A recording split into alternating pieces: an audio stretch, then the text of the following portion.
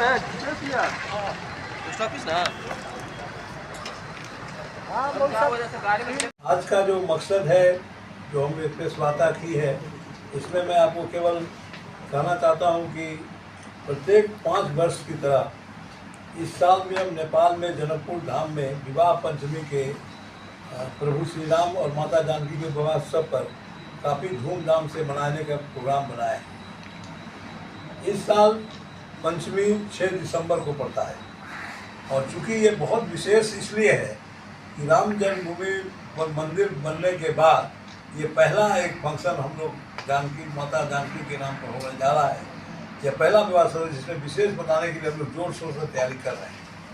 जानकी मंदिर की महंत एवं नगरवासी जोर शोर से प्रभु के श्री राम और माता जानकी के विवाह के तैयारी में लगे हुए हैं और इस बार का विवाह लगभग कई एक मायनों में विषय महत्व रखता है, जिसमें कि एक तो है कि सदियों की प्रतीक्षा के बाद राम जन्मभूमि तैयार हुआ और इस बार जैसे हम लोग हर एक बार एक बाराती लेके चलते हैं, राम की बारात चलता है और वो राम का बारात जनक यहाँ से अयोध्या से चलती है और एक डिफरेंट रूट से होते हुए जानकी कहते हैं जनकपुर पहुँचता है।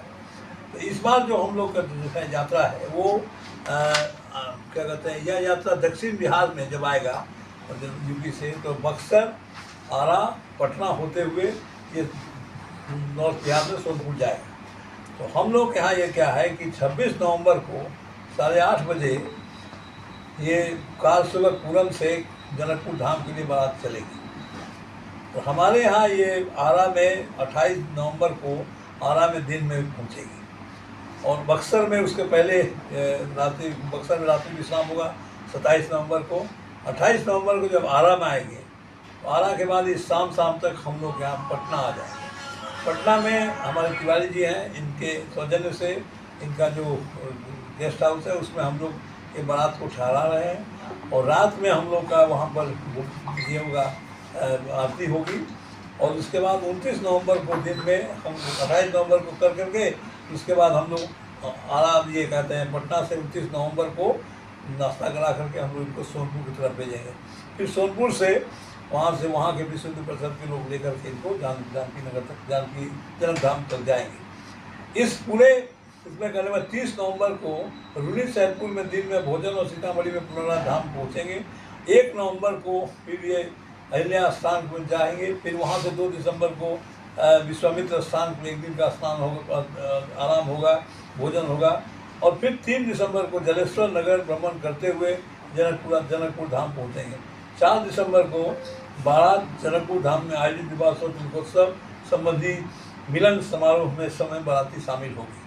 तो कहने का मेरा मतलब है कि ये बाराती 1-2 दिन का नहीं है, ये स्टार्ट हो रहा है 26 नवंबर से और सभी जगह रुकते हुए हर एक जगह उनका हम लोग आदर सत्कार करते हुए एक यात्रा के रूप में इसको हम लोग टिकट कर रहे हैं।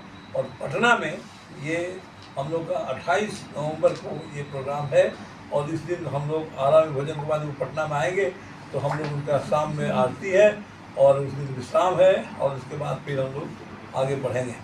इस बार सबसे इम्पोर्टेंट है कि हम लोग क्या कहते हैं जो विवाहोत्सव हो रहा है उसमें श्री राम प्रभु राम एवं माता जानकी जी की अष्टभात धातु से बनी हुई करीब 35 लाख मूर्ति के साथ करीब 500 संख्या में बाराती जनकपुर धाम पहुँचेंगे। ये डिफरेंट सोर्स से लोग पहुँच रहे हैं।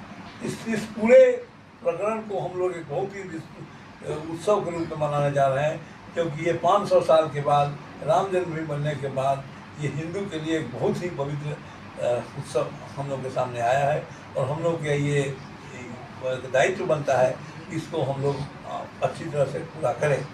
आप सबों से हमारी यही विनती है कि हमारे इस यात्रा में आप सहयोग करें। पब्लिक पार्टिसिपेशन के लिए जो भी आप करते हैं आप अपने तरफ से कुछ कराएं।